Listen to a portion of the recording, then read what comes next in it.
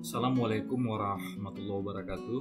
Apa kabar semua rekan-rekan mahasiswa, terkhusus kelas Manajemen Bisnis Syariah kelas C1 yang pada semester ini mata kuliah ini diampu oleh saya. Perkenalkan, saya Yusriyadi SCMM sebagai dosen yang akan memberikan mata kuliah Manajemen Bisnis Syariah. Sebagai perkenalan awal, bahwa saya selain sebagai seorang dosen, saya juga sebagai praktisi dalam kegiatan ekonomi Islam, karena saya juga sebagai ketua koperasi BMT Al-Kifah yang berkantor di komplek Masjid An-Nur Pekanbaru. Jadi insyaallah selain juga sebagai ketua koperasi yang bergerak di bidang ekonomi Islam, juga saya sehari-hari sebagai seorang yang biasa memberikan pelatihan-pelatihan yang terkait dengan spiritual motivation. Mudah-mudahan dalam kegiatan perkuliahan kita yang berkaitan dengan manajemen bisnis syariah nanti kita bisa lebih memahami tentang bagaimana seharusnya mengelola bisnis secara syariah. Baik rekan-rekan mahasiswa, sebagai pengantar ya, sesuai dengan judul mata kuliah kita, manajemen bisnis syariah, ada 3 kata kunci di sana. Yang pertama adalah manajemen, yang kedua adalah bisnis, dan yang ketiga adalah syariah. Kalau kita memaknai secara epistemologi dari setiap kata, maka kita bisa mendapatkan gambarannya seperti ini.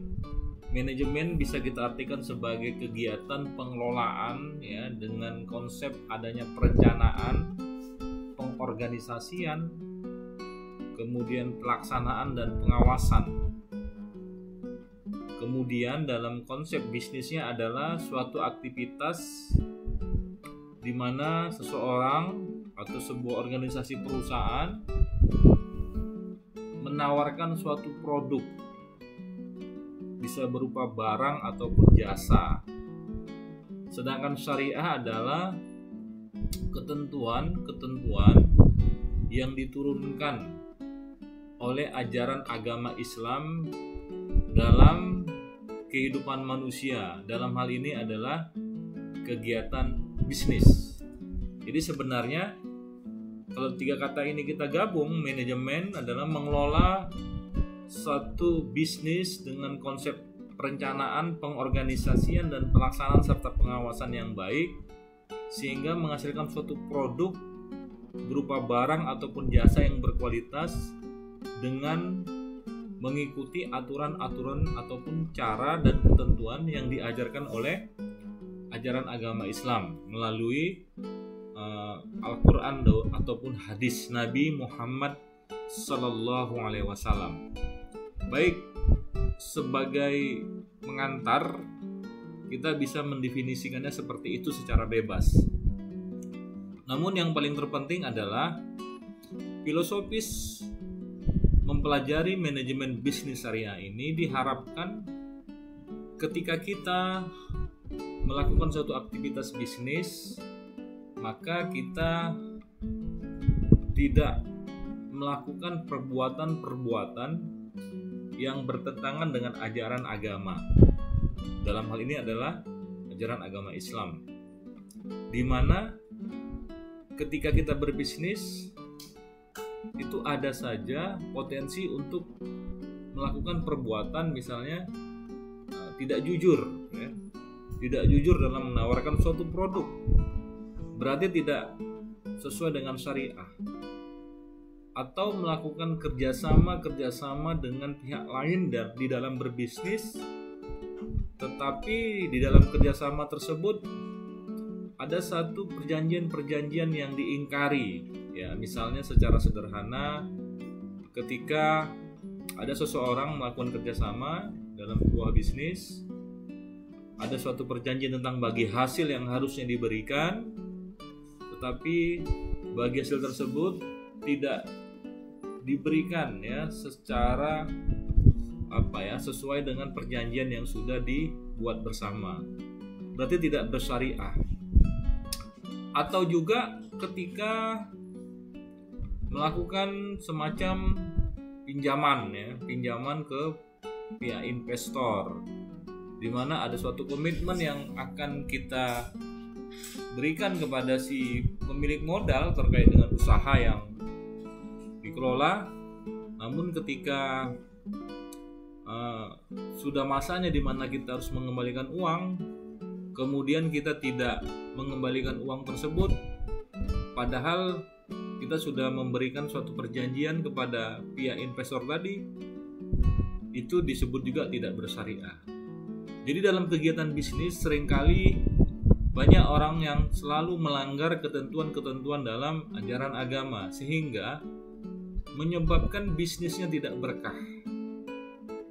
Bisa jadi ketika melakukan kegiatan usahanya itu tidak berjalan dengan baik, diakibatkan karena pengelolaan bisnisnya tidak menjalankan prinsip-prinsip syariah.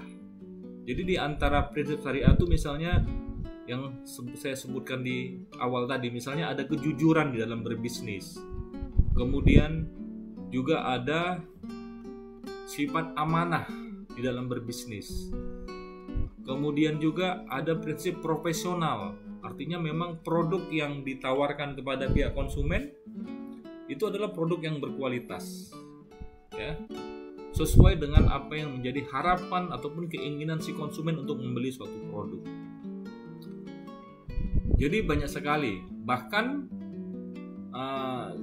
kita tahu bahwa bangsa kita mengalami begitu banyak persoalan-persoalan yang terkait dengan korupsi. Dan sebagian besar juga yang terlibat di dalam kegiatan bisnis itu adalah, yang terlibat di dalam kegiatan menggelapkan uang itu adalah para pengusaha. Nah, misalnya kita tahu bahwa dulu di masa pemerintahan Megawati pernah mengucurkan dana BLBI sampai lebih dari 150 triliun yang diberikan kepada para pengusaha, yang kemudian tidak jelas pertanggungjawaban bagaimana pengelolaan uang yang sudah diberikan dari pihak bank ke pihak pengusaha tadi. Padahal mereka itu bisnisnya lancar, tapi mereka tidak ada niat mengembalikan. Bahkan mereka kemudian pergi ke luar negeri, melarikan diri, ya, membawa uang pinjaman yang nilainya cukup besar. Itu berarti prinsipnya tidak bersyariah. Jadi di situ ya, pentingnya kita mempelajari bisnis syariah. Kemudian kita tahu juga bahwa di dalam berbisnis itu banyak juga yang cara mengambil bisnis itu dengan menghalalkan segala cara. Misal seorang pengusaha yang menyuap pemerintah untuk mendapatkan suatu proyek-proyek tertentu. Kita tahu bahwa ketika ada suatu tender atau lelang di sebuah daerah, kemudian banyak pengusaha yang ingin mendapatkan proyek tersebut, mereka seringkali menggunakan cara-cara yang tidak bersyariah. Misalnya menyuap panitia lelang, atau menyuap kepala dinas, atau bahkan mempengaruhi gubernur, atau bahkan sampai pada kementerian, presiden, semuanya terkait ya, bagaimana untuk mendapatkan suatu proyek-proyek besar dengan cara memberikan sejumlah uang suap kepada para pengambil kebijakan ataupun pengambil keputusan yang terkait dengan bisnis tersebut. Dan itu bukan menjadi rahasia umum.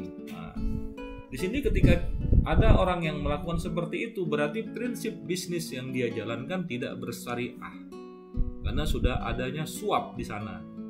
Karena dalam bisnis tetap harus mengedepankan yang namanya kejujuran. Itu konsep dalam ajaran agama Islam di dalam berbisnis. Rekan-rekan mahasiswa manajemen bisnis syariah. Jadi di pertemuan pertama ini saya hanya memberikan suatu pengantar tentang pentingnya mempelajari manajemen bisnis syariah. Di antaranya adalah targetnya, di mana kita memahami betapa bahwa dalam bisnis ini begitu banyak godaan, begitu banyak cobaan. Kadangkala cobaan itu bisa dari dalam maupun dari luar sendiri.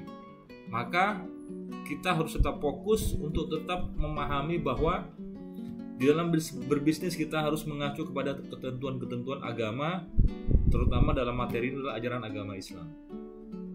Oke, rekan-rekan mahasiswa, sebagai ilustrasi kembali, saya ingin sedikit cerita tentang bagaimana sejarah Nabi, ya. Jadi Nabi Muhammad Sallallahu Alaihi Wasallam adalah seorang pedagang, seorang pebisnis.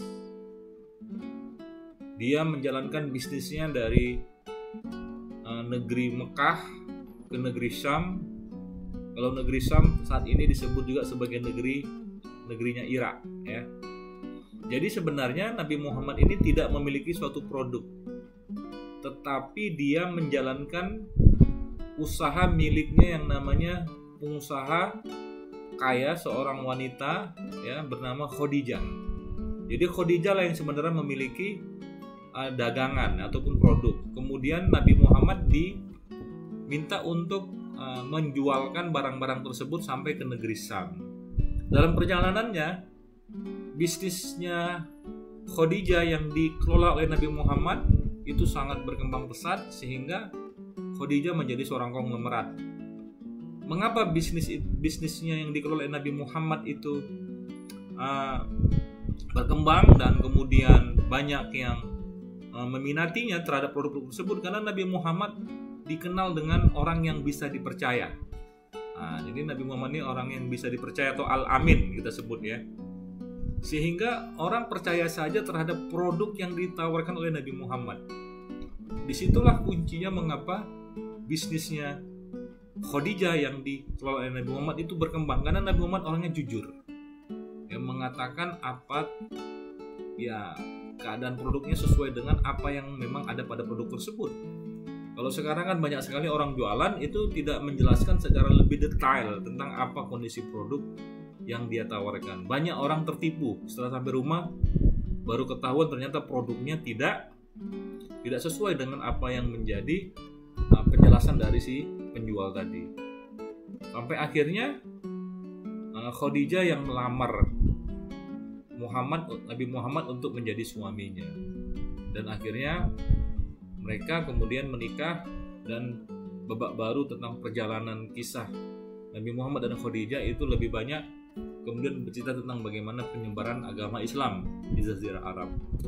Jadi rekan-rekan mahasiswa manajemen bisnis syariah, karena ini adalah pertemuan pertama dan saya hanya memberikan video pembelajaran, jadi tugas Anda nanti adalah membuat satu filosofis ataupun memberikan satu resume tentang alasan-alasan mengapa penting mempelajari manajemen bisnis syariah, yang sumbernya bisa dari apa yang tadi saya sampaikan dan juga dari referensi yang bisa Anda cari di di internet atau di Google. Nanti kemudian diketik, kemudian nanti di-share di Smart Learning kita.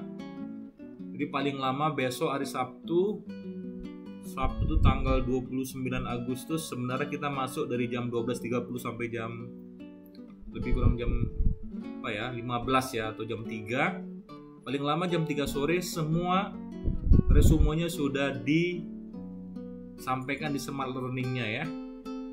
Sebagai nanti ini tugas pertama kita di dalam pertemuan mata kuliah manajemen bisnis syariah, karena hari ini kita masih harus menggunakan sistem dalam jaringan. Oke, demikian. Jangan lupa ya, video saya ini saya selalu upload di channel saya Yusriyadi Berbagi Inspirasi. Mohon juga untuk di subscribe, ya, kemudian di likes, kemudian boleh juga dikomentari, ya. Demikian, mudah-mudahan kita tetap semangat dalam suasana pandemi COVID-19 untuk terus bisa lebih meningkatkan kualitas diri kita dengan sarana pembelajaran yang ada. Demikian, terima kasih. Mudah-mudahan bermanfaat. Wassalamualaikum warahmatullahi wabarakatuh.